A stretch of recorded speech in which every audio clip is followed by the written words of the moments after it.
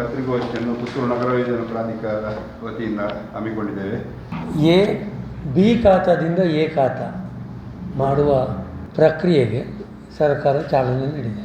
ಅನೇಕ ವರ್ಷಗಳಿಂದ ಅನಧಿಕೃತವಾಗಿ ಮನೆ ಕಟ್ಟಿಕೊಂಡು ಇದ್ದವರಿಗೆ ಕಳೆದ ಕೆಲ ತಿಂಗಳುಗಳ ಹಿಂದೆ ಬಿ ಖಾತಾ ಮಾಡಲಿಕ್ಕೆ ಸರ್ಕಾರ ಅವಕಾಶ ಮಾಡಿಕೊಟ್ಟಿತ್ತು.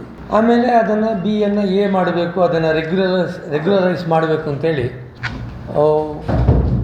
ಕೆಲವೊಂದು ಕ್ರಮಗಳನ್ನು ಸರ್ಕಾರ ತಗೊಂಡಿದೆ. ಅದರಲ್ಲಿ ಪ್ರಧಾನವಾಗಿ ಅನಧಿಕೃತವಾಗಿ ವಿಭಾಗ ಮಾಡಿದ ಕನ್ವರ್ಷನ್ ಆದ ಭೂಮಿಗಳು, ಅಂದರೆ ನಾವು ಅದನ್ನು ಕಾಮನ್ ಆಗಿ ಕಟ್ ಕನ್ವರ್ಷನ್ ಅಂತ ಇಲ್ಲಿ ಕರೀತೇವೆ. ಇದು ಸುಮಾರು 9 ವರ್ಷಗಳಿಂದ ಇದು ಮಾನ್ಯತೆ ಇಲ್ಲದೆ ಈ ಸೈಟುಗಳು ಇತ್ತು. ಅನೇಕ ವರ್ಷಗಳಿಂದ ಜನರ ಬೇಡಿಕೆ ಇತ್ತು, ಇದನ್ನು ನಮಗೆ ರೆಗ್ಯುಲರೈಸ್ ಮಾಡಿಕೊಡಬೇಕು ಅಂತೇಳಿ. ಕಳೆದ ಚುನಾವಣೆ ಸಂದರ್ಭದಲ್ಲಿ ಕೂಡ ಭಾಳಷ್ಟು ಜನ ವೈಯಕ್ತಿಕವಾಗಿ ನನ್ನನ್ನು ಕೂಡ ಕೆಲವರು ಅಪ್ರೋಚ್ ಆಗಿದ್ದರು, ನೀವು ಕಟ್ ಕನ್ವರ್ಷನ್ ಸರಿ ಮಾಡುವ ಬಗ್ಗೆ ಘೋಷಣೆ ಮಾಡಿ ಅಂತೇಳಿ. ಅಷ್ಟು ತೀವ್ರವಾದ ಒತ್ತಡ ಇತ್ತು. ಅದರ ನಂತರ ಕಳೆದ 9ನೇ ತಿಂಗಳು ಸೆಪ್ಟೆಂಬರ್ ತಿಂಗಳು 10ನೇ ತಾರೀಕಿಗೆ ನಮ್ಮ ಸರ್ಕಾರ ಒಂದು 5-6 ಕ್ಯಾಟಗರಿಯಲ್ಲಿ ಬಿ ಖಾತಾದಿಂದ ಎ ಖಾತಕ್ಕೆ ಬದಲಾವಣೆ ಮಾಡುವುದಕ್ಕೆ ಕೆಲವೊಂದು ಮಾರ್ಗಸೂಚಿಗಳನ್ನು ತಯಾರು ಮಾಡಿ ಅದನ್ನು ಘೋಷಣೆ ಮಾಡಿದೆ. ನಮ್ಮ ಶಾಸಕರು ಈ ವಿಚಾರವನ್ನು ಈಗಾಗಲೇ ಪತ್ರಿಕಾಗೋಷ್ಠಿಯಲ್ಲಿ ಎಲ್ಲರಿಗೂ ತಿಳಿಸಿದ್ದಾರೆ ಕೂಡ. ಕಟ್ ಕನ್ವರ್ಷನ್ ಆಗ್ತದೆ, ಬಿ ಖಾತಾದಿಂದ ಎ ಖಾತಾಕ್ಕೆ ಬದಲಾವಣೆ ಇನ್ನು ಆಗ್ತದೆ ಅನ್ನೋದನ್ನು ಅವರು ಹೇಳಿದ್ದಾರೆ.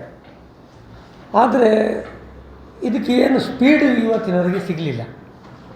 ಯಾಕೆ ಸಿಗಲಿಲ್ಲ ಅಂತ ಹೇಳಿದರೆ, ಇದು ಏನು ಹೇಗೆ ಅನ್ನೋದು ಇನ್ನೂ ಕೂಡ ಜನರಿಗೆ ಮುಟ್ಟಲಿಲ್ಲ ಅನ್ನೋದು ನಮ್ಮ ಭಾವನೆ. ಈಗ ಬಿ ಖಾತೆ ಇದ್ದವರು ಅಥವಾ ಕಟ್ ಕನ್ವರ್ಷನ್ನ ಸಮಸ್ಯೆಯಲ್ಲಿ ಬಳಲ್ತಾ ಇರುವವರು ಇನ್ನೂ ಕೂಡ ಅದನ್ನು ಅರ್ಜಿಯನ್ನು ಸಲ್ಲಿಸಲು ಆಗ್ತದೆ. ಈಗ ಪ್ರೋಸೆಸ್ ಅರ್ಜಿ ಸ್ವೀಕಾರ ಆಗ್ತದೆ, ಮಾಡಲಿಕ್ಕೆ ಆಗ್ತದೆ. ಆದರೆ ಅದು ಹೇಗೆ ಮಾಡುವುದು ಅನ್ನೋದು ಯಾರಿಗೂ ಗೊತ್ತಿಲ್ಲದೇ ಇರುವ ಕಾರಣ ಒಂದು ವಿಸ್ತೃತವಾಗಿ ಇದನ್ನು ನಿಮ್ಮ ಜೊತೆಗೆ ಚರ್ಚೆ ಮಾಡಿ ಜನರಿಗೆ ಇದನ್ನು ಮಾಡಬೇಕಾದ್ರೆ ಏನು ಪ್ರೊಸೀಜರ್ ಮಾಡಬೇಕು, ಏನೆಲ್ಲ ಡಾಕ್ಯುಮೆಂಟ್ ಇಡಬೇಕು, ಅದನ್ನೆಲ್ಲವನ್ನು ನಿಮಗೆ ವಿಶದವಾಗಿ ಹೇಳುವಂಥ ಒಂದು ಪ್ರಯತ್ನ. ಇದು ಆಗಬೇಕಾದರೆ ಏನು ಈ ಬದಲಾವಣೆ ಆಗಬೇಕಾದರೆ ನಮ್ಮ ಪುತ್ತೂರಿನ ಶಾಸಕರಾದ ಅಶೋಕ್ ಕುಮಾರ್ ರೈಯವರು ಭಾಳಷ್ಟು ಇದರ ಹಿಂದೆ ಕೆಲಸ ಮಾಡಿದ್ದಾರೆ. ಭಾಳಷ್ಟು ಮಾತುಕತೆ ಸರ್ಕಾರದ ಜೊತೆಗೆ ಮಾಡಿದ್ದಾರೆ, ಮಂತ್ರಿಗಳ ಜೊತೆಗೆ ಮಾಡಿದ್ದಾರೆ, ಅಧಿಕಾರಿಗಳ ಜೊತೆಗೆ ಮಾತುಕತೆ ಮಾಡಿದ್ದಾರೆ. ಅದರ ಫಲವಾಗಿ ಇದು ಇವತ್ತು ಜಾರಿಯಾಗಿದೆ. ಇನ್ನು ಎರಡನೇದಾಗಿ ನಾವು ಕೂಡ ಪ್ರಾಧಿಕಾರದ ಅಧ್ಯಕ್ಷ ಮತ್ತು ಸದಸ್ಯರ ನೆಲೆಯಲ್ಲಿ ನಮ್ಮ ನಿಹಾಲ್ ಶೆಟ್ಟರು, ಆಮೇಲೆ ಅನ್ವರ್ ಕಾಸಿಮ್ ಅವರು, ಲ್ಯಾನ್ಸಿ ಅವರು, ಇವರೆಲ್ಲ ಬೆಂಗಳೂರಿಗೆ ಸತತವಾಗಿ ಹೋಗಿ ಅಲ್ಲಿ ಕೂಡ ಅಧಿಕಾರಿಗಳನ್ನು ಮೀಟಾಗಿ ಇದಕ್ಕೆ ಬೇಕಾದಂಥ ಎಲ್ಲ ಪೂರ್ವ ಸಿದ್ಧತೆಯನ್ನು ಕೂಡ ಮಾಡಿದ್ದೆವು. ಅದರ ಜೊತೆಗೆ ನಮ್ಮ ಸೆಕ್ರೆಟರಿಯವರು, ಮೆಂಬರ್ ಸೆಕ್ರೆಟರಿಯವರು, ಅವರು ಕೂಡ ಇದಕ್ಕೆ ಭಾಳ ಪೂರಕವಾಗಿ ಕೆಲಸವನ್ನು ಮಾಡಿ ಅಧಿಕಾರಿಗಳಿಗೆ ಮನವರಿಕೆ ಮಾಡುವಂಥ, ಒತ್ತಡ ಹೇರುವ ಕೆಲಸವನ್ನು ಭಾಳ ನಾವು ಹೇಳೋದು ಪುತ್ತೂರಿನಿಂದಲೇ ಭಾಳಷ್ಟು ಒತ್ತಡ ಇದಕ್ಕೆ ಬಿದ್ದಿದೆ. ಅದರ ಫಲಶ್ರುತಿಯಾಗಿ ಇದು ಇವತ್ತು ಜಾರಿಯಾಗ್ತಾ ಇದೆ ಅನ್ನೋದು ನಮ್ಮ ಅಭಿಪ್ರಾಯ.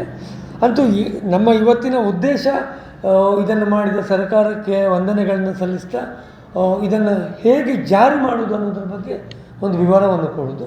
ನಮ್ಮ ಸೆಕ್ರೆಟರಿ ಅವರು ಇದರ ಪೂರ್ಣ ವಿವರವನ್ನು ಕೊಡ್ತಾರೆ.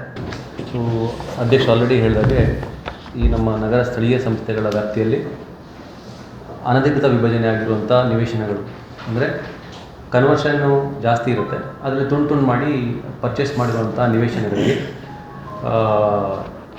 ಯಾವ ರೀತಿ ಮುಂದುವರಿಬೇಕು ಅಂದ್ಬಿಟ್ಟು ಸರ್ಕಾರ ಒಂದು ಮಾರ್ಗಸೂಚಿ ಹೊರಡಿಸಿದೆ ಸರ್. ಅದರ ಪ್ರಕಾರ ಸರ್ಕಾರ ಅದನ್ನು 6 ವಿಭಾಗಗಳಲ್ಲಿ ವಿಂಗಡಿಸಿದೆ. ಮುಖ್ಯವಾಗಿ ನಿಮ್ಮ ಆಲ್ರೆಡಿ ನೀವು ಕೊಟ್ಟಿದ್ದೀವಿ ಆರ್ಡರ್ಸು. ಸರ್ಕಾರದ ಆದೇಶ ಸಂಖ್ಯೆ NAI 178 GEL 2025 17/1/2026 ಬಿ ಖಾತಾಗಳಿಂದ ಎ ಖಾತಾ ನೀಡುವ ಬಗ್ಗೆ ಆದೇಶ ಆಗಿರುತ್ತೆ. ಸೊ ಅದರಲ್ಲಿ ಪ್ರಮುಖ 6 ವಿಭಾಗಗಳಾಗಿ ವಿಂಗಡಣೆ ಮಾಡಿದ್ದಾರೆ. ಒಂದು, ನಗರ ಸ್ಥಳೀಯ ಸಂಸ್ಥೆಗಳಲ್ಲಿ ಈಗಾಗಲೇ ಬಿ ಖಾತಾ ನೀಡಿ ಕಟ್ಟಡ ನಿರ್ಮಿಸಲು ಉದ್ದೇಶಿಸುವ ಖಾಲಿ ನಿವೇಶನಗಳು. ಅಂದರೆ ಆವಾಗ 1 ವರ್ಷಕ್ಕಿಂತ ಮುಂಚೆ ಸರ್ಕಾರ ಒಂದು ಬಿ ಖಾತಾ ಮಾಡಿಕೊಡ್ತೀವಿ ಅಂತ ಒಂದು ಯೋಜನೆಯನ್ನು ಜಾರಿ ಮಾಡ್ತಾರೆ. ಅದರಲ್ಲಿ ಅವರು ಕ್ಲಿಯರ್ ಕಟ್ಟಾಗಿ ಹೇಳ್ತಾರೆ ಯಾರೆಲ್ಲ ಅನಧಿಕೃತ ವಿಭಜನೆ ಇದ್ದರೂ ನೀವು ಬಿ ಖಾತಾ ಹೊಂದ್ಬೋದು ಅಂತ. ಸೊ ಬಿ ಖಾತಾ ಹೊಂದ್ಬೋದು ಅಂತ ಮಾತ್ರ ಹೇಳಿರ್ತಾರೆ, ಬಿ ಖಾತಾ ಆದಮೇಲೆ ಏನು ಮಾಡಬೇಕು ಅಂತ ಅದರಲ್ಲಿ ಏನು ಹೇಳಿರಲಿಲ್ಲ. ಹಾಗಾಗಿ ಅಂಥ ಪ್ರಕರಣಗಳಲ್ಲಿ ಪ್ರಕರಣ ಸಂಖ್ಯೆ 1 ಪ್ರಕಾರ ಕ್ರಮ ವಹಿಸಬೇಕಾಗಿರುತ್ತೆ. ಇನ್ನೊಂದು, ನಗರ ಸ್ಥಳೀಯ ಸಂಸ್ಥೆಗಳಲ್ಲಿ ಈಗಾಗಲೇ ಬಿ ಖಾತಾ ಪಡೆದು ಅಥವಾ ಪಡೆಯದೆ, ಅಂದರೆ ಬಿ ಖಾತಾ ಪಡ್ಕೊಂಡಿಲ್ಲ ಅಂದರೂ ಪರವಾಗಿಲ್ಲ, ಅಂಥವರು ಪರವಾನಗಿ ಇಲ್ಲದೆ ನಿರ್ಮಾಣ ಮಾಡಲು ಕಟ್ಟಡಗಳು, ಅಂದರೆ ಬಿ ಖಾತಾನೂ ಪಡೆದಿರಲ್ಲ, ಎ ಖಾತಾನೂ ಪಡೆದಿರಲ್ಲ, ಬಟ್ ಅನಾಥರೈಸ್ಡ್ ಸೈಟಲ್ಲಿ ಒಂದು ಬಿಲ್ಡಿಂಗ್ ಮಾಡಿರ್ತಾರೆ, ಅದಕ್ಕೆ ಕೂಡ ಪರ್ಮಿಷನ್ ಇರಲ್ಲ. ಅಂಥದ್ದಕ್ಕೆ ಏನು ಮಾಡಬೇಕು ಅಂತ 2ನೇ ಪಾಯಿಂಟ್ ಹೇಳ್ತಾನೆ. ಮತ್ತು 3ನೇ ಪಾಯಿಂಟು, ಕರ್ನಾಟಕ ನಗರ ಮತ್ತು ಗ್ರಾಮಾಂತರ ಕಾಯ್ದೆ 1961ರ ಉಲ್ಲಂಘಿಸಿ ನಿರ್ಮಾಣ ಮಾಡೋದು ಅಪಾರ್ಟ್ಮೆಂಟ್ ಘಟಕಗಳು. ಇನ್ನೊಂದು 3ನೇ ಪಾಯಿಂಟು ಸೇಮ್ ಅಪಾರ್ಟ್ಮೆಂಟ್ಗಳಿಗೆ, ಅಂದರೆ ಮುಂಚೆ ಮನೆಗಳು ಮಾಡಿದರೆ ಅದೇ ಥರ 3ನೇ ಪಾಯಿಂಟು ಅಪಾರ್ಟ್ಮೆಂಟ್ಗಳು ಹೇಳ್ತಾನೆ. 4ನೇ ಪಾಯಿಂಟು, ಭೂಪರಿವರ್ತನೆ ಆಗದೆ ಕಂದಾಯ ಸರ್ವೆ ಸಂಖ್ಯೆ ಹಿಸ್ಸಾ ಸರ್ವೆ ಸಂಖ್ಯೆ ಹೊಂದಿರುವ ವಿಭಜನೆ ಮಾಡಿದ KTCP ಕಾಯ್ದೆ 1961ರ ಅಡಿಯಲ್ಲಿ ಅನುಮೋದನೆ ಪಡೆದಿರುವ ಖಾಲಿ ಭೂಮಿಗೆ ಖಾತಾ ನೀಡುವ ಪ್ರಕ್ರಿಯೆ, ಅಂದರೆ ರೆವಿನ್ಯೂ ಸೈಟ್ ಅಂತ ಹೇಳ್ತೇವೆ. ರೆವಿನ್ಯೂ ಸೈಟ್ ಅಂದರೆ ಇಲ್ಲಿ ನಮ್ಮ ಪುತ್ತೂರು ಮತ್ತು ದಕ್ಷಿಣ ಕನ್ನಡದಲ್ಲಿ ರೆವಿನ್ಯೂ ಸೈಟ್ಸ್ ಎಲ್ಲ ಕಡಿಮೆ. ಅದೇ ನಾವು ಮೈಸೂರು, ಬೆಂಗಳೂರೆಲ್ಲ ಹೋದರೆ ರೆವಿನ್ಯೂ ಸೈಟ್ಸ್ ಜಾಸ್ತಿ. ಅಲ್ಲೇನಂದರೆ ಕನ್ವರ್ಷನೂ ಮಾಡಲ್ಲ, ಇಲ್ಲಿ ಅಟ್ಲೀಸ್ಟ್ ಕನ್ವರ್ಷನ್ ಮಾಡ್ತೀವಿ, ಕನ್ವರ್ಷನ್ ಮಾಡಲ್ಲ, ಹಾಗೆ ಅಗ್ರಿಕಲ್ಚರ್ ಲ್ಯಾಂಡ್ ತುಂಡು ಮಾಡಿಬಿಟ್ಟು ಮಾರಾಟ ಮಾಡಿಬಿಡ್ತಾರೆ. ಅಂಥದಕ್ಕೆ ರೆವಿನ್ಯೂ ಸೈಟ್ ಅಂತ ಹೇಳ್ತೀವಿ. ಅಂಥದಕ್ಕೆ ಏನು ಕ್ರಮ ಕೈಗೊಳ್ಳಬೇಕು. ಅದೇ ರೀತಿ 5ನೇದಾಗಿ, ಭೂ ಪರಿವರ್ತನೆಯಾದ ನಂತರ ಸಕ್ಷಮ ಪ್ರಾಧಿಕಾರದಿಂದ ವಿನ್ಯಾಸ ಅನುಮೋದನೆ ಪಡೆಯದೆ ಖಾಲಿ ಭೂಮಿಯನ್ನು ಉಪವಿಭಾಗ ಮಾಡಿ ನೋಂದಣಿ ಪತ್ರಗಳ ಮೂಲಕ ದಿನಾಂಕ 10/9/2024ರ ಪೂರ್ವದಲ್ಲಿ ಮಾರಾಟ ಮಾಡಿದ ಪ್ರಕರಣಗಳು, ಅಂದರೆ ಈಗೇನು ನಾವು ಹೇಳ್ತಿದ್ವಿ ಕಟ್ ಕನ್ವರ್ಷನ್ ಅಂತ ಮಾತಾಡ್ತಿದ್ವಿ, ಅಂಥ ಪ್ರಕರಣಗಳೆಲ್ಲ ಈ ನಮ್ಮ 5ನೇ ಒಂದು ಇದರಲ್ಲಿ ಮಾಡಬೇಕಾಗತ್ತೆ. ಅದೇ ರೀತಿ ಇನ್ನೊಂದು 6ನೇದು, ಭೂ ಪರಿವರ್ತನೆ ಆಗದೆ ಕಂದಾಯ ಭೂಮಿಯನ್ನು ಅನಧಿಕೃತ ಉಪವಿಭಜನೆ ಮಾಡಿ ದಿನಾಂಕ 10/9 ಪೂರ್ವದಲ್ಲಿ ನೋಂದಾಯಿತ ಪತ್ರದ ಮೂಲಕ ವಹಿವಾಟು ನಡೆಸಿ ನಗರ ಸ್ಥಳೀಯ ಸಂಸ್ಥೆಗಳಲ್ಲಿ ಖಾತಾ ನೀಡಲಾಗಿರುವ ಪ್ರಕರಣಗಳು, ಅಂದರೆ ಕೆಲವು ಸರಿ ಆಲ್ರೆಡಿ ಖಾತಾ ಕೊಟ್ಬಿಟ್ಟಿರ್ತಾರೆ, ಕೆಲವು ಅನಧಿಕೃತ ವಿಭಜನೆಗಳು ಖಾತಾ ಕೊಟ್ಟಿದ್ದಾರೆ, ಆದರೆ ನಾವು ಅವರು ಡೆವಲಪ್ಮೆಂಟ್ ಮಾಡೋಕ್ಕಾಗ್ತಿಲ್ಲ, ಅಂದರೆ ಲೈಸೆನ್ಸಿಗೆ ಬಂದಾಗ ನಾವು ಅನಾಥರೈಸ್ಡ್ ಸಬ್ ಡಿವಿಷನ್ ಅಂತ ಹೇಳ್ಬಿಟ್ಟು ಎಂಡೋಸ್ಮೆಂಟ್ ಕೊಡ್ತಾ ಇದ್ವಿ. ಅಂಥದಕ್ಕೆ ಏನು ಮಾಡಬೇಕು ಅಂತ ಕ್ಲಿಯರ್ ಕಟ್ಟಾಗಿ 6 ವಿಭಾಗಗಳಾಗಿ ವಿಂಗಡಿಸ್ಬಿಟ್ಟು ಅದಕ್ಕೆ ಏನೇನು ಮಾಡಬೇಕು ಅಂದ್ಬಿಟ್ಟು ಈ ಸರ್ಕ್ಯುಲರಲ್ಲಿ ಇದೆ ಸರ್. ಅಲ್ಲ, ಆಲ್ಮೋಸ್ಟ್ ಎಲ್ಲ ಕಟ್ ಕನ್ವರ್ಷನ್ ಸಂಬಂಧಪಟ್ಟಾಗೆ ಅದರಲ್ಲಿ 2 ಬಿಲ್ಡಿಂಗ್ ಸಂಬಂಧಪಟ್ಟಾಗೆ, ಒಂದು ಮನೆಗೆ, ಒಂದು ಅಪಾರ್ಟ್ಮೆಂಟ್. ಹಾಂ, ನಮಗೆ ಇದರಲ್ಲಿ 5ನೇ ಒಂದು ಭಾಗ ಏನಿದೆ ಅದು ನಮಗೆ ಈ ಪುತ್ತೂರಿಗೆ ಮೇಜರಾಗಿ ಅನ್ವಯ ಆಗುತ್ತೆ. 5ನೇ ಮಿಕ್ಕಿದ್ದು ಭೂ ಪರಿವರ್ತನೆಯಾದ ನಂತರದಲ್ಲಿ ಸಕ್ಷಮ ಪ್ರಾಧಿಕಾರದಿಂದ ವಿನ್ಯಾಸ ಅನುಮೋದನೆ ಪಡೆಯದೆ ಖಾಲಿ ಭೂಮಿಯನ್ನು ಉಪವಿಭಾಗ ಮಾಡಿ ನೋಂದಾಯಿತ ಪತ್ರಗಳ ಮೂಲಕ ದಿನಾಂಕ 10/9/2024ರ ಪೂರ್ವದಲ್ಲಿ ಮಾರಾಟ ಮಾಡಿದ ಪ್ರಕರಣಗಳು. 24 ಹಾಂ, ಕಟ್ ಆಫ್ ಡೇಟು 10/9/2024 ತನಕ ಕೊಟ್ಟಿದ್ದಾರೆ. ಆ ನಂತರ ಆಗಿಲ್ಲ. ಅಂದರೆ ಈ ಡೇಟ್ ಏನಿದೆ, ಈ ಡೇಟ್ ನಂತರ ಎಲ್ಲ ನಮ್ಮ ಈ ಖಾತಾ ಕಂಪಲ್ಸರಿ ಮಾಡಿದ್ರು. ಈ ಖಾತಾ ಮಾಡಬೇಕು ಅಂದರೆ ಲೇಔಟ್ ಕಂಪಲ್ಸರಿ ಮಾಡಿದ್ರು. ಸೊ ಒಂದಕ್ಕೊಂದು ಇಂಟರ್ಲಿಂಕ್ ಆಗಿದೆ. ಅದರ ನಂತರದಲ್ಲಿ ಅನಥರೈಸ್ಡ್ ಸಬ್ ಡಿವಿಷನ್ಸು ಆಲ್ಮೋಸ್ಟ್ ಸ್ಟಾಪ್ ಆಗಿದೆ, 100% ಸ್ಟಾಪ್ ಆಗಿದೆ. ಅದಕ್ಕೆ ಮುಂಚೆ ಈ ಖಾತಾ ಎಲ್ಲ ಹಳೆ ಖಾತದ ಮೇಲೂ ರಿಜಿಸ್ಟ್ರೇಷನ್ ಮಾಡ್ತಾಯಿದ್ದಾರೆ, ಓಲ್ಡ್ ಖಾತಾ ಅದ್ರ ಮೇಲೆ ರಿಜಿಸ್ಟ್ರೇಷನ್ ಮಾಡಿಬಿಟ್ಟಿದ್ರು. ಹಂಗಾಗಿ ಆ ಡೇಟನ್ನ ಕಟ್ ಆಫ್ ಡೇಟ್ ತೊಗೊಂಡಿದ್ದಾರೆ. ಅದ ನಂತರ ಅನಥರೈಸ್ಡ್ ಸಬ್ ಡಿವಿಷನ್ ಆಗೋ ಎಲ್ಲ ಲಕ್ಷಣಗಳು ಕಡಿಮೆ ಇದೆ, ಯಾಕೆಂದರೆ ಲೇಔಟ್ ಅಪ್ರೂವಲ್ ಆಗದಲ್ಲಿ ಖಾತಾನೇ ಇಶ್ಯೂ ಆಗಲ್ಲ. ಸೊ ಎಲ್ಲ ಪ್ರಕರಣಗಳಲ್ಲಿ ನಾವು ನೋಡಿದಾಗ ಅದರಲ್ಲಿ ಕ್ಲಿಯರ್ ಕಟ್ಟಾಗಿ ಹೇಳ್ತಾನೆ ಸರ್, ಏನಂದರೆ ಈ ನಮ್ಮ ನಗರಸಭೆಯವರು ಅದನ್ನು ಕಾಲಮ್ 284 ಪ್ರಕಾರ ಸಾರ್ವಜನಿಕ ರಸ್ತೆ ಎಂದು ಘೋಷಣೆ ಮಾಡಬೇಕಾಗಿರುತ್ತೆ.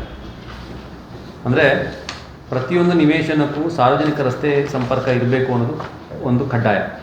ಸೊ ಹಾಗಾಗಿ ಅವರು ಅವರ ಏನು ನಿವೇಶನಕ್ಕೆ ಹೊಂದ್ಕೊಂಡಿರೋ ರಸ್ತೆನ ಸಾರ್ವಜನಿಕ ರಸ್ತೆ ಎಂದು ಘೋಷಣೆ ಮಾಡಬೇಕಾಗಿರುತ್ತೆ ನಗರಸಭೆಯಲ್ಲಿ. ಸೊ ಎಲ್ಲ ನಮಗೇನು ಮಾಡ್ತಿದ್ದಾರೆ, ಇಲ್ಲಿ ಅನಧಿಕೃತ ವಿಭಜನೆ ಬಂತಂದ ತಕ್ಷಣ ಹೇಳಿ ಎಲ್ಲರೂ ನಮಗೆ ಅರ್ಜಿ ಸಲ್ಲಿಸ್ತಿದ್ದಾರೆ. ಬಟ್ ಎಲ್ಲರೂ ಅರ್ಜಿ ಸಲ್ಲಿಸ್ಬೇಕಾದ್ರೆ ಈ ಸಾರ್ವಜನಿಕ ರಸ್ತೆಯನ್ನು ಘೋಷಣೆ ಮಾಡಿದ ಬಗ್ಗೆ ಯಾವುದೇ ದಾಖಲೆಗಳನ್ನ ಸಲ್ಲಿಸ್ತಾ ಇಲ್ಲ. ಸೊ ಹಾಗಾಗಿ ಇದರಲ್ಲಿ ನಮಗಿಂತ ಜಾಸ್ತಿ ಕೆಲಸ ನಮ್ಮ ಸ್ಥಳೀಯ ಸಂಸ್ಥೆಗಿರುತ್ತೆ, ಅಂದರೆ ನಗರಸಭೆಗಿದೆ.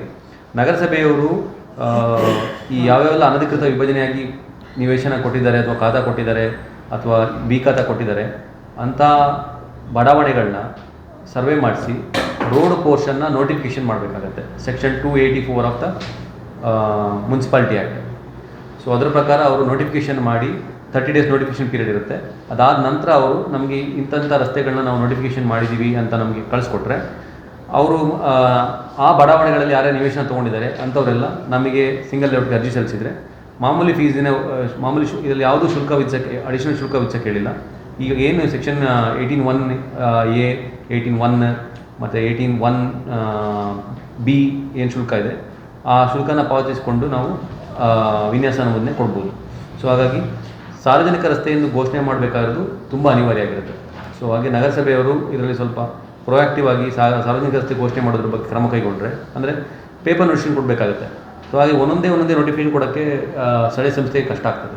ಸೊ ಹಾಗೆ ಅವರು ಏನೇ ಈ ಲೇಔಟ್ಗೆ ಅರ್ಜಿ ಸಲ್ಲಿಸ್ತಾರಲ್ಲ ಅಂಥದ್ದನ್ನೆಲ್ಲ ಕ್ರೋಢೀಕರಣ ಮಾಡಿಬಿಟ್ಟು ಒಂದೇ ಸಾರಿ ಒಂದು 15-20 ರಸ್ತೆಗಳನ್ನೆಲ್ಲ ನೋಟಿಫಿಕೇಶನ್ ಮಾಡಿದರೆ ಏನು ನೋಟಿಫಿಕೇಶನ್ ಮಾಡೋಂಥ ವಿಸ್ತೀರ್ಣ ಮತ್ತು ಆ ರಸ್ತೆ deem to be public road ಆಗ್ತದೆ. ಸೊ ಅದರ ಓನರ್ಶಿಪ್ಪು ಇನ್ನು ಮುಂದಕ್ಕೆ ನಗರಸಭೆಗೆ ಇರ್ತದೆ. ಸೊ ಓನರ್ಶಿಪ್ ಬಂದಾದ ತಕ್ಷಣ ಅದನ್ನು ಮೇಂಟೈನ್ ಮಾಡೋದಾಗಲಿ ಅಥವಾ ಡೆವಲಪ್ ಮಾಡೋದಾಗಲಿ ನಮಗೆ ಈಸಿ ಆಗುತ್ತೆ. ಸೊ ಹಾಗಾಗಿ ಆ ಒಂದು ಪ್ರಕ್ರಿಯೆನ ಅವರು ನಗರಸಭೆಯವರು ಕಂಪಲ್ಸರಿ ಮಾಡಿಕೊಟ್ರೆ ಮೂಡದಿಂದ ಸಿಂಗಲ್ ಲೇಔಟ್ನ ನಾವು ಆರಾಮಾಗಿ ಮಾಡ್ಕೊಳ್ಬೋದು, ಮಾಮೂಲಿ ಪ್ರೊಸೀಜರ್ ಪ್ರಕಾರ ಮಾಡ್ಕೊಳ್ಬೋದು. ಸೊ ಹಾಗಾಗಿ ಆ ಅಧಿಕೃತ ವಿಭಜನೆ ಮಾಡಿದ ನಿವೇಶನಗಳಲ್ಲಿ ಇಷ್ಟುವರೆಗೆ ಇದು 17/1/2026 ಜಾರಿಯಾಗಿದೆ. ಅದಾದ ನಂತರ ಇಷ್ಟುವರೆಗೆ ನಾವು ಯಾವುದಕ್ಕೂ ಇಶ್ಯೂ ಮಾಡಲಿಲ್ಲ. ಯಾಕೆಂದರೆ ಯಾರೂ ಕೂಡ ಈ ಪ್ರೊಸೀಜರ್ನ ಫಾಲೋ ಮಾಡ್ತಾ ಇಲ್ಲ. ನಮ್ಮ ಸೆಕ್ಷನ್ 284 ಆಫ್ ದ KMC ಆ್ಯಕ್ಟನ್ನ ಫಾಲೋ ಮಾಡ್ತಾ ಇಲ್ಲ. ಸೊ ಅದನ್ನು ಫಾಲೋ ಮಾಡಿ ಸಾರ್ವಜನಿಕ ರಸ್ತೆಯನ್ನು ಘೋಷಣೆ ಮಾಡಿ ಅವರು ಸೂಕ್ತವಾದ ದಾಖಲೆ ತಂದು ಕೊಟ್ಟರೆ ವಿತಿನ್ 1 ವೀಕು ನಾವು ಸಿಂಗಲ್ ಲೇಔಟ್ನ ಇಶ್ಯೂ ಮಾಡ್ಬೋದು. ಸೊ ಇಷ್ಟು ನಮ್ಮ ಕಟ್ ಕನ್ವರ್ಷನ್ಗೆ ಸಂಬಂಧಪಟ್ಟ ಹಾಗೆ. ಸರ್ ಇದು ಈಗ ಫಾರ್ ಎಕ್ಸಾಂಪಲ್ ಈಗ ಅವನು ಬಡಾವಣೆ ಮಾಡಬೇಕಾದ್ರೆ ಅವನು 6 ಮೀಟರ್ ರಸ್ತೆ ಅಂತ ತೋರಿಸಿ ಮಾಡಿರ್ತಾನೆ ಅಂತ ಇಟ್ಕೊಳ್ಳಿ ಸರ್. ಸೊ ಅವರು ಘೋಷಣೆ ಮಾಡಬೇಕಾದ್ರೆ ಅವರು ಸ್ಥಳೀಯ ಸಂಸ್ಥೆಯವರು ಅಲ್ಲಿ ಏನು ಜಾಗದಲ್ಲಿ ಎಕ್ಸಿಸ್ಟಿಂಗ್ ರೋಡ್ ಏನಿರುತ್ತೆ ಅಷ್ಟಕ್ಕೆ ಘೋಷಣೆ ಮಾಡಬೇಕಾಗುತ್ತೆ. ಸೊ ಆ ಎಕ್ಸಿಸ್ಟಿಂಗ್ ರೋಡ್ ಮಾತ್ರ ನಮ್ಮ ನಗರಸಭೆಗೆ ಹ್ಯಾಂಡ್ ಓವರ್ ಆಗುತ್ತೆ. ನಮ್ಮ ಮೂಡಕ್ಕೆ ಬಂದ ತಕ್ಷಣ ಅದನ್ನು 7.5 ಮೀಟ್ರಿಗೆ ಪ್ರಪೋಸ್ ಮಾಡ್ತೀವಿ, ಅಥವಾ ಮಾಸ್ಟರ್ ಪ್ಲಾನಲ್ಲಿ ಏನು ವಿಸ್ತರಣೆಗೆ ಪ್ರಸ್ತಾಪ ಮಾಡಿದ್ದಾರೆ ಅಷ್ಟು ಅಗಲಕ್ಕೆ ಅದನ್ನು ವಿಸ್ತರಣೆ ಮಾಡ್ತೀವಿ. 7.5 ಮೀಟ್ರಿಗೆ ವೈಡ್ನಿಂಗ್ ಮಾಡ್ತೀವಿ. 4 ಮೀಟರ್ ಇರಲಿ, 3 ಮೀಟರ್ ಇರಲಿ, 5 ಮೀಟರ್ ಇರಲಿ. ಬಟ್ ಎಕ್ಸಿಸ್ಟಿಂಗ್ ರೋಡ್ ಅವ್ರು ಸರ್ವೆ ಮಾಡಿ ಆ ಎಕ್ಸಿಸ್ಟಿಂಗ್ ರೋಡನ್ನು ಮಾತ್ರ ನೋಟಿಫಿಕೇಶನ್ ಮಾಡಬೇಕಾಗುತ್ತೆ. ಹಾಗೇನಿಲ್ಲ ಸರ್, ದೇರ್ ನೋ ಸ್ಪೆಸಿಫಿಕೇಶನ್. ಎಷ್ಟಿದೆ ಅಷ್ಟು. ಹಾಂ, ಅವರು ಬಡಾವಣೆ ಮಾಡಬೇಕಾದ್ರೆ ಅಂದರೆ ಹಿಂದೆ ಮಾರಾಟ ಮಾಡಬೇಕಾದ್ರೆ ಏನು ಬಿಟ್ಟಿದ್ದು ರಸ್ತೆ ಅಂತ ಬಿಟ್ಟಿದ್ದ ಪಾರ್ಟ್ನ ನೋಟಿಫಿಕೇಶನ್ ಮಾಡಿದ್ರೆ ಸಾಕು. ನಾವು 7.5 ಮೀಟರ್ ಮಾಡ್ತೀವಿ, ಅದು ಮತ್ತೆ ಹೋಗಿ ದಾನಪತ್ರ ಆಗ್ತದೆ. ಆವಾಗ ಟೋಟಲ್ 7.5 ಮೀಟರ್ಗೆ ವೈಡ್ನಿಂಗ್ ಆಗುತ್ತೆ, 7.5 ಮೀಟರ್ ಮೇಂಟೈನ್ ಆಗುತ್ತೆ. ಈಗ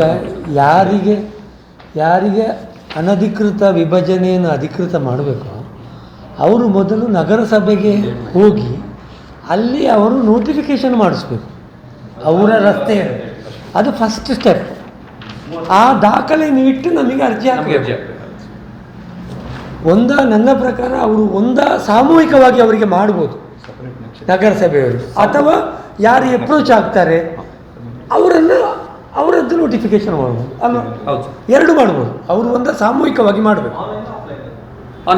ಆಫ್ಲೈನ್ ಸರ್, ಅದು ಪೇಪರ್ ನೋಟಿಫಿಕೇಶನ್ ಹಾಕಬೇಕು. ಅವರು ಘೋಷಣೆ ಮಾಡಿ ಇದು ಅಬ್ಜೆಕ್ಷನ್ಸ್ ಇದ್ದರೆ 30 ದಿವಸದೊಳಗೆ ಕೊಡಬೇಕು. ಅಬ್ಜೆಕ್ಷನ್ ಕೊಡಬೇಕು. ಅಂದರೆ ಯಾರು ಕ್ಲೈಮ್ ಇದ್ದರೆ ಆ 30 ಏನಾದ್ರು ಅಬ್ಜೆಕ್ಷನ್ ಇದೆ, ಓನರ್ಶಿಪ್ ಡಿಸ್ಪ್ಯೂಟ್ ಇದ್ದರೆ ಅವಾಗ ಅಬ್ಜೆಕ್ಷನ್ ಕೊಡೋಕೆ ಅವಕಾಶ. 30 ದಿವಸ ದಾಟಿದ ಕೂಡಲೇ ಅದು ಡೀಮ್ಡ್ ಆಗ್ತದೆ. ಸರ್, ಅನಧಿಕೃತ ವಿಭಜನೆ ಮಾಡಿದ್ದ ಲೇಔಟ್ಗಳಿಗೆ ಮಾತ್ರ ಅಪ್ಲೈ ಆಗ್ತದೆ. ಆಲ್ರೆಡಿ ಲೇಔಟ್ ಮಾಡಿದವರು ಹ್ಯಾಂಡ್ ಓವರ್ ಮಾಡಿರ್ತಾರೆ. ಸೊ ಇದು ತುಂಬ ಇಂಪಾರ್ಟೆಂಟ್ ಪಾಯಿಂಟ್. ಮೊದಲು ನಗರಸಭೆಯವರು ಕೈಯಲ್ಲಿ ನೋಟಿಫಿಕೇಶನ್ ಮಾಡಿಸಬೇಕು. 10 ಸೈಟಿಗೂ ಸಪರೇಟ್ ರೋಡ್ ಬೇಕು. ಆ ಎಲ್ಲ ರೋಡ್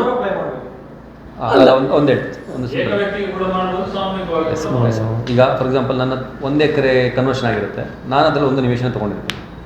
ಸೊ ನನಗೆ ಈಗ ಡೆವಲಪ್ಮೆಂಟ್ ಮಾಡಬೇಕು, ಮಿಕ್ಕಿದವ್ರಿಗೆ ಡೆವಲಪ್ಮೆಂಟ್ ಅವ್ರಿಗೇನು ಅರ್ಜೆಂಟ್ ಇಲ್ಲ, ಅವರು ಹಾಗೆ ಇರ್ತಾರೆ. ಸೊ ನಾನು ಅಪ್ರೋಚ್ ಮಾಡಿದಾಗ, ಅಂದರೆ ನಾನು ಲೋಕಲ್ ಬಾಡಿನ ಅಪ್ರೋಚ್ ಮಾಡಿದಾಗ ಅವರು 1 ಎಕರೆ ಕನ್ವರ್ಷನ್ ಏನು ಎಕ್ಸ್ಟೆಂಟ್ ಇದೆ ಆ ಸ್ಕೆಚ್ ಮೇಲೆ ರೋಡ್ ಎಲ್ಲಿ ಬಿಟ್ಟಿದ್ದಾರೆ ಅಂತ ಮಾರ್ಕ್ ಮಾಡಬೇಕು. ಸೊ ಆ ರೋಡ್ದೊಂದು ಸ್ಕೆಚ್ ಮಾಡಬೇಕು, ಎಷ್ಟು ಎಕ್ಸ್ಟೆಂಟ್. 1 ಎಕರೆಯಲ್ಲಿ 15 ಸೆಂಟು ರಸ್ತೆಗೆ ಹೋಗ್ತಾ ಇದೆ, ಅದನ್ನು ಫುಲ್ ರೋಡ್ನ ನೋಟಿಫೈ ಮಾಡ್ಬೋದು.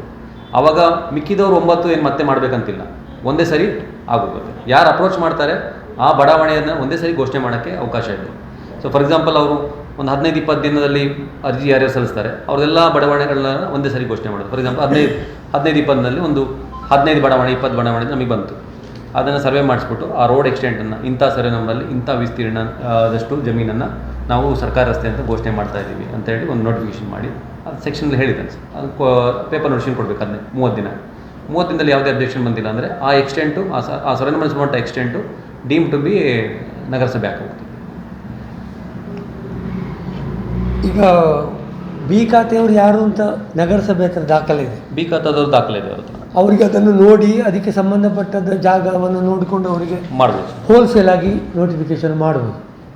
ಪೇಪರ್ ಒಂದು ಫುಲ್ ಪೇಜ್ ಕೊಟ್ಟರೆ ಆಯಿತು ಬೇಕಿದ್ರೆ, ಅಥವಾ 10 ಕೊಟ್ಟು 10 ರಸ್ತೆಗಳನ್ನು ಪಾರ್ಟ್ ಬೈ ಪಾರ್ಟ್ ಮಾಡಿದ್ರೆ ಜನಗಳಿಗೆ ಅನುಕೂಲ ಆಗುತ್ತೆ. ಯಾಕಂದ್ರೆ ಯಾರು ಅಪ್ರೋಚ್ ಬರ್ತಾರೆ ಅವರು ಪ್ರೋಸೆಸ್ ಮಾಡ್ದಂಗೆ ಆಗುತ್ತೆ. ಸೊ ಹೋಲಿಸಮ್ ಮಾಡೋಕ್ಕೆ ಕೂತ್ಕೊಂಡಾಗ ಅದು 6 ತಿಂಗಳು 7 ತಿಂಗಳಾದರೂ ಯಾರ್ದು ಕೆಲಸ ಆಗಲ್ಲ, ಹಂಗೆ ಬಾಕಿ ಆಗುತ್ತೆ. ಸೊ ಇಲ್ಲಾಂದರೆ ಡಾಟಾ ಇದ್ದರೆ ಒಂದೇ ಸರಿ ಮಾಡ್ಬೋದು. ಫಾರ್ ಎಕ್ಸಾಂಪಲ್ ಈಗ ಮಾಸ್ಟರ್ ಪ್ಲ್ಯಾನ್ ರಿವೈಸ್ ಆಗಿ ಹೊಸ ನಕ್ಷೆ ಬಡಾವಣೆಯನ್ನು ಎಲ್ಲ ಇನ್ಕಾರ್ಪೊರೇಟ್ ಆಗಿದ್ದರೆ ಆ ಬಡಾವಣೆಯಲ್ಲಿ ಏನೇನು ನಕ್ಷೆಗಳು ನಮ್ಮ ಮಾಸ್ಟರ್ ಪ್ಲ್ಯಾನ್ ಏನೇನು ಬಂದಿದೆ ಎಲ್ಲ ರಸ್ತೆಗಳನ್ನ ಒಂದೇ ಸರಿ ನೋಟಿಫೈ ಮಾಡ್ಬೋದು. ಸೊ ಅದು ಅವಕಾಶ ಇದೆ. ಬಟ್ ನಮ್ಮದು ಇನ್ನೂ ಬೇಸ್ ಮ್ಯಾಪ್ ರೆಡಿ ಇಲ್ಲ, ಆಗ ಅದು ಲೇಟ್ ಆಗ್ತದೆ. ಸೊ ಅದ್ರ ಬದಲು ಇವರು ಪರ್ಟಿಕ್ಯುಲರ್ ಯಾವ್ಯಾವ ಬಡಾವಣೆಯವರು ಅಪ್ರೋಚ್ ಮಾಡಿದ್ರು ಅವ್ರ ಹತ್ರ ಒಂದು ಸರ್ವೆ ಮಾಡಿಸಿ ಆ ಸ್ಕೆಚ್ ಮಾಡಿಸಿ ಇಂಥ ಸರ್ವೆ ನಂಬರ್ ಇಂಥ ವಿಸ್ತೀರ್ಣ ಇಂಥ ನೋಟಿಫಿಕೇಷನ್ ಪ್ರಕಾರ ಡೀಮ್ಡ್ ರಸ್ತೆಯನ್ನು ಘೋಷಣೆ ಮಾಡ್ತೀವಿ ಅಂತ ನೋಟಿಫಿಕೇಷನ್ ಮಾಡಿದರೆ ಆಲ್ಮೋಸ್ಟ್ ಎಲ್ಲ ಪ್ರಾಬ್ಲಮ್ ಸಾಲ್ವ್ ಆಗ್ತದೆ. ಅಂಥ ಪ್ರಕರಣಗಳನ್ನ ಅವ್ರು ನಮಗೆ ವಾಪಸ್ ಫಾರ್ವರ್ಡ್ ಮಾಡಿದರೆ ಅದರಲ್ಲಿ ಬಂದಂಥ ಏಕನಿವೇಶನ ವಿನ್ಯಾಸ ಮುಂದೆ ನಾವು ಇಮಿಡಿಯೇಟು ಸಿಂಗಲ್ ಲೇಔಟ್ ಕೊಡ್ತಾ ಹೋಗ್ಬೋದು. ಸೊ ಸಿಂಗಲ್ ಲೇಔಟ್ ಕೊಟ್ಟಾಗ ಎ ಖಾತೆಯಿಂದ ಬಿ ಖಾತೆಯಿಂದ ಎ ಖಾತೆಗೆ ಬರುತ್ತೆ. ಎ ಖಾತೆ ಬಂದ ಮೇಲೆ ಅವರು ಡೆವಲಪ್ಮೆಂಟ್ ಬೇಕಾದ್ರೂ ಮಾಡ್ಬೋದು, ಮಾರಾಟ ಬೇಕಾದ್ರೂ ಮಾಡ್ಬೋದು. ಹೆಚ್ಚಿನ ಮಾಹಿತಿ ಬೇಕಾದರೆ ಅದು ಇದನ್ನು ಸರ್ಕ್ಯುಲರ್ ಎಲ್ಲ ಇದೆ ಸರ್, ನಾನು ನಿಮಗೆ ಎಲ್ಲರಿಗೂ ಫಾರ್ವರ್ಡ್ ಮಾಡಿಸ್ತೀನಿ ಸರ್, ಫಾರ್ವರ್ಡ್ ಮಾಡ್ತಾರೆ ನಿಮ್ಮ ಗ್ರೂಪಿಗೆ. ಸೊ ಇದು ಒಂದು ಪಾರ್ಟು. ಇನ್ನೊಂದು ಪಾರ್ಟು ಈಗಾಗಲೇ ನಿಮಗೆ ಎಲ್ಲ ಗೊತ್ತಿರ್ಬೋದು, ಡೀಮ್ಡ್ ಕನ್ವರ್ಷನ್ ಅಂತ ಹೇಳ್ಬೋದು ಸರ್. ನಾನು ಹೇಳಿ ಇನ್ನೊಂದು ಪಾರ್ಟ್ ಬಂದು ಈ ಮಾಸ್ಟರ್ ಪ್ಲ್ಯಾನ್ ಬೇಸ್ಡ್ ಕನ್ವರ್ಷನ್ ಅಂತ. ಸೊ ಎಲ್ಲರಿಗೂ ಗೊತ್ತಿರೋ ಹಾಗೆ ಎಲ್ಲೆಲ್ಲಿ ಮಹಾಯೋಜನೆ ತಯಾರಾಗಿದೆ ಅಂಥ ಜಾಗದಲ್ಲಿ ಇನ್ನು ಕನ್ವರ್ಷನ್ ಆರ್ಡರ್ ಅಂತ ಇರೋದಿಲ್ಲ. ಡೀಮ್ಡ್ ಕನ್ವರ್ಷನ್ ಅಂದರೆ ಮಹಾಯೋಜನೆಯಲ್ಲಿ ಯಾವ ಉದ್ದೇಶಕ್ಕೆ ಅದನ್ನು ಮೀಸಲಿಟ್ಟಿರ್ತಾರೋ ಅದೇ ಉದ್ದೇಶಕ್ಕೆ ಅಂದರೆ ಒಂದೇ ಸೂರಲ್ಲಿ ಅದಕ್ಕೆ ಲೇಔಟ್ ಅಪ್ರೂವಲ್ ಆಗುವಂಥ ಒಂದು ಪ್ರಕ್ರಿಯೆಗೊಂದು ಆಗಿದೆ ಸರ್. ಸೊ ಇದು ಬಂದು 23/12/2025 ನೋಟಿಫಿಕೇಷನ್ ಆಗಿದೆ. ಅದು ನಮ್ಮ ಕಂದಾಯ ಇಲಾಖೆಯಿಂದ ಆಗಿರುವಂಥ ನೋಟಿಫಿಕೇಷನ್, ಕೆಲವೊಂದೆರಡು ಕೊಟ್ಟಿದ್ದೀನಿ ಎಲ್ಲರಿಗೂ. ಸೊ ಇದು ಕಂದಾಯ ಇಲಾಖೆಯಲ್ಲಿ ಎಲ್ಲ ನೋಟಿಫಿಕೇಷನ್ ಆಗಿದೆ. ಸೊ ಅದರಲ್ಲಿ ಸೆಕ್ಷನ್ 106 ಪ್ರಕಾರ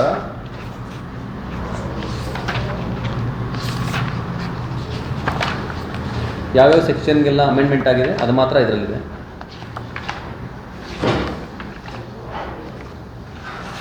ಇಲ್ಲಿ ಒಂದು ಸೆಕ್ಷನ್ ಇದೆ, ಸೆಕ್ಷನ್ 106C ಅಂತ. Procedure for conversion under section 95/2(1) land within approved master plan area ಅಂತ ಇದೆ. ಸೊ ಇದರ ಪ್ರಕಾರ ನಾವು ಇನ್ನು ಮುಂದಕ್ಕೆ ಡೀಮ್ಡ್ ಕನ್ವರ್ಷನ್ ಕೊಟ್ಟು ಡೀಮ್ಡ್ ಕನ್ವರ್ಷನ್ ಜೊತೆ ಸಿಂಗಲ್ ಲೇಔಟ್ನ ಒಟ್ಟಿಗೆ ಕೊಡಬೇಕಾಗುತ್ತೆ. ಸಿಂಗಲ್ ಲೇಔಟ್ ಆಗಿರ್ಬೋದು, ಬಡಾವಣೆ ನಕ್ಷೆ ಆಗಿರ್ಬೋದು, ಯಾವ್ದು ಬೇಕಾದ್ರೂ ಆಗಿರ್ಬೋದು. ಸೊ ಅದಕ್ಕೆ ಅವರು ಏನೆಲ್ಲ ದಾಖಲೆಗಳು ಕೊಡಬೇಕಂದ್ಬಿಟ್ಟು ಅರ್ಜಿಲೇ ಇದೆ ಸರ್, ಅದರಲ್ಲಿ ಪ್ರಿಸ್ಕ್ರೈಬ್ ಮಾಡಿದ್ದಾನೆ. ಒಂದು ಅಪ್ಲಿಕೇಶನ್ ಇನ್ ಫಾರ್ಮ್ 21B ಅಂತಿದೆ, 35ರಲ್ಲಿ ಫಾರ್ಮ್ 21B ಇದೆ. ಸೊ 21B ಅಡಿಯಲ್ಲಿ ಅವರ ದಾಖಲೆಯನ್ನು ಇಟ್ಟು, ಮತ್ತು ಇದು ಫಾರ್ಮ್ ಕಮ್ ಅಫಿಡವಿಟ್ ಇದೆ, ಅಪ್ಲಿಕೇಶನ್ ಪ್ಲಸ್ ಅಫಿಡವಿಟ್ ಅಂದರೆ ಪ್ರಮಾಣ ಪತ್ರ. 200 ರೂಪಾಯಿಗಿಂತ ಕಡಿಮೆ ಇದರಲ್ಲಿ ಸ್ಟ್ಯಾಂಪ್ ಪೇಪರಲ್ಲಿ ಅವರು ಈ ಪ್ರಮಾಣ ಪತ್ರನ ಕೊಡಬೇಕಾಗುತ್ತೆ. 200 ರೂಪೀಸ್ಗಿಂತ ಕಡಿಮೆ ಇರುವಂಥ ಸ್ಟ್ಯಾಂಪ್ ಪೇಪರಲ್ಲಿ. ಸೊ ಇದರಲ್ಲಿ ಕ್ಲಿಯರಾಗಿ ಅಂದರೆ ಏನೇನೆಲ್ಲ ಕೊಡಬೇಕು ಅಂತ, ಏನೇನು ಡಿಕ್ಲರೇಷನ್ ಕೊಡಬೇಕು ಮತ್ತು ಏನೆಲ್ಲ ಕೊಡಬೇಕು ಅಂತ ಇದೆ. ಸೊ ಅವ್ರು 21B ನಮಗೆ ಅರ್ಜಿ ಸಲ್ಲಿಸಿದ ನಂತರ ನಾವು ಅದನ್ನು ನಮ್ಮ ಮಾಸ್ಟರ್ ಪ್ಲ್ಯಾನ್ ಜೊತೆ ಕಂಪೇರ್ ಮಾಡ್ತೀವಿ. ಅಂದರೆ ನಮ್ಮ ಮಾಸ್ಟರ್ ಪ್ಲ್ಯಾನ್ ಯಾವ ಝೋನ್ ಇದೆ ಅಂತ. ಮಾಸ್ಟರ್ ಪ್ಲ್ಯಾನ್ ಕಮರ್ಷಿಯಲ್ ಇದ್ದರೆ ಕಮರ್ಷಿಯಲ್ ಝೋನ್, ರೆಸಿಡೆನ್ಷಿಯಲ್ ಇದ್ದರೆ ರೆಸಿಡೆನ್ಷಿಯಲ್, ಇಂಡಸ್ಟ್ರಿಯಲ್ ಇದ್ದರೆ ಇಂಡಸ್ಟ್ರಿಯಲ್ ಝೋನ್ಗೆ ಅವರು ಅರ್ಜಿ ಜೊತೆ ಸಿಂಗಲ್ ಲೇಔಟ್ಗೂ ಕೊಡಬೇಕಾಗುತ್ತೆ. ಏಕನಿವೇಶನ ವಿನ್ಯಾಸ ನಮೂನೆಗೂ ಅರ್ಜಿ ಕೊಡಬೇಕಾಗುತ್ತೆ. ಇನ್ನು ಮುಂದಕ್ಕೆ ಎಲ್ಲೆಲ್ಲಿ ಮಾಸ್ಟರ್ ಪ್ಲ್ಯಾನ್ ಇದೆ ಅಲ್ಲಿ ಕನ್ವರ್ಷನ್ ಆರ್ಡರ್ ಇರೋದಿಲ್ಲ. ಡೈರೆಕ್ಟ್ ಅವರು ಏಕನಿವೇಶನ ವಿನ್ಯಾಸ ನಮೂನೆಗೆ ಅರ್ಜಿ ಸಲ್ಲಿಸ್ತಾರೆ ಅಥವಾ ವಿನ್ಯಾಸ ನಮೂನೆಗೆ ಅರ್ಜಿ ಸಲ್ಲಿಸ್ತಾರೆ. ಅದ್ರ ಪ್ರಕಾರ ನಾವು ಅದನ್ನು ಕನ್ವರ್ಷನ್ ಒಂದು separate head of account open ಮಾಡಿ, ಅವ್ರೇನು ಸೆಕ್ಷನ್ 95/7 ಪ್ರಕಾರ ಏನು ಕಂದಾಯ ಇಲಾಖೆಯವರು ಇಷ್ಟರವರೆಗೆ ಶುಲ್ಕ ಪಾವತಿ ಮಾಡ್ಕೊತಾಯಿದ್ರು, ಆ ಶುಲ್ಕನ ಸಪ್ರೇಟ್ ಹೆಡ್ ಆಫ್ ಅಕೌಂಟಲ್ಲಿ ಇಟ್ಟು ಅದನ್ನು ನಾವು ವರ್ಷಕ್ಕೊಂದ್ಸರಿ ಅವರಿಗೆ ವಾಪಸ್ಸು ಕಂದಾಯ ಇಲಾಖೆಗೆ ಕೊಡ್ತೇವೆ. ಅದರಲ್ಲಿ 5% ನಮ್ಮ ಸರ್ವಿಸ್ ಚಾರ್ಜನ್ನ ಇಟ್ಕೊಂಡು ಮಿಕ್ಕಿನೆಲ್ಲ ಕಂದಾಯ ಇಲಾಖೆಗೆ ಹೊರಗಡೆ ಮಾಡೋದು ಕ್ರಮ. ಸೊ ನಮಗೆ 21B ಅವರು ಸಿಂಗಲ್ ಲೇಔಟ್ಗೆ ಮತ್ತು ಕನ್ವರ್ಷನ್ಗೆ ಅಪ್ಲಿಕೇಶನ್ ಕೊಟ್ಟ ತಕ್ಷಣ ಇನ್ನು ಮುಂದಕ್ಕೆ ಪ್ರತಿಯೊಂದು ಸಬ್ಜೆಕ್ಟನ್ನು ನಾವು ಫೈಲ್ನು ಪ್ರಾಧಿಕಾರ ಸಭೆಗೆ ಇಡಬೇಕಾಗುತ್ತೆ. ಸೊ ಪ್ರಾಧಿಕಾರ ಸಭೆಗಿಟ್ಟು ಅದನ್ನು ಪ್ರಾಧಿಕಾರ ಸಭೆಯಲ್ಲಿ ಚರ್ಚೆ ಮಾಡಿ ಅದರ ರೋಡ್ ಬಿಡ್ತ್ ಇದೆ, ಝೋನ್ ಇದೆ ಚೆಕ್ ಮಾಡಿ, ಆಮೇಲೆ ಅದಕ್ಕೆ ಏಕನಿವೇಶನ ವಿನ್ಯಾಸ ನಮೂನೆ ಕೊಡೋದಾಗಲಿ ಅಥವಾ ಬಹುನಿವೇಶನ ವಿನ್ಯಾಸ ನಮೂನೆ ಕೊಡೋದಾಗಲಿ ಮಾಡೋಕ್ಕೆ ಮಾತ್ರ ಅವಕಾಶ ಇದೆ. ಸೊ ಹಾಗೆಲ್ಲ ಪ್ರಾಧಿಕಾರ ಸಭೆಯಲ್ಲಿ ಡಿಸ್ಕಷನ್ ಆಗುತ್ತೆ ಪ್ರತಿಯೊಂದು ಫೈಲ್ ಕೂಡ. ಅಂದರೆ 21B ಬರುವಂಥದ್ದು ಅಂದರೆ ಡೀಮ್ ಕನ್ವರ್ಷನ್ ಬರುವಂಥದ್ದು. ಸೊ ಅಂಥ ಪ್ರಕರಣಗಳೆಲ್ಲ ಇನ್ನು ಪ್ರಾಧಿಕಾರ ಸಭೆಯಲ್ಲೇ ಇಟ್ಟು ಡಿಸ್ಕಷನ್ ಆಗುತ್ತೆ. ಫೀಸ್ ಎಲ್ಲ ಏನು ತುಂಬಿಸ್ಕೋಬೇಕು ಅಂದ್ಬಿಟ್ಟು ಒಂದು ಸರ್ಕ್ಯುಲರ್ ಇನ್ನೊಂದು ಕೊಟ್ಟೆ ಸರ್, ಕೊಟ್ಟಿದ್ದು ಒಂದು ನಾಯಿ 3 TTP 2026 ಅಂತ ಒಂದು ಸರ್ಕ್ಯುಲರ್ ಇದೆ.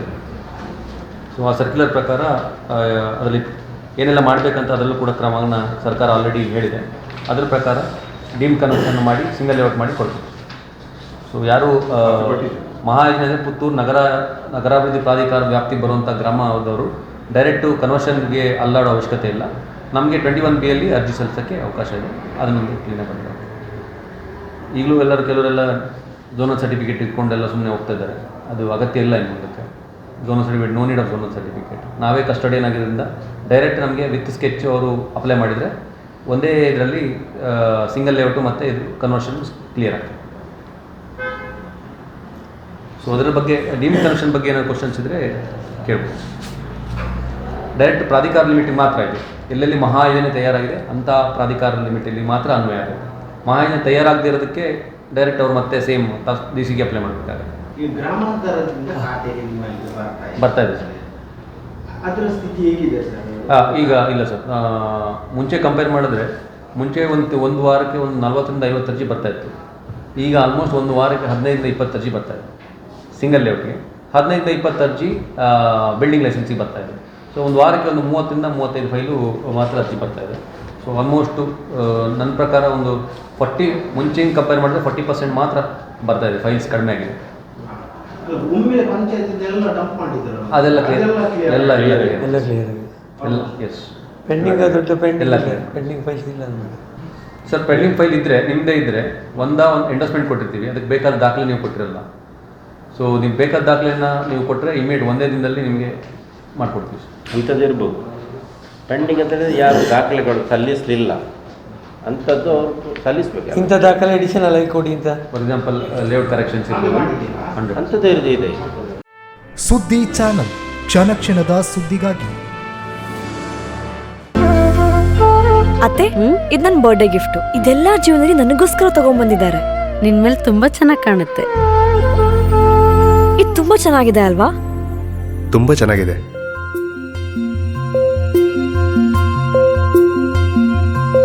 It will look really good on you. Amma? Huh? Mother is always son's first love.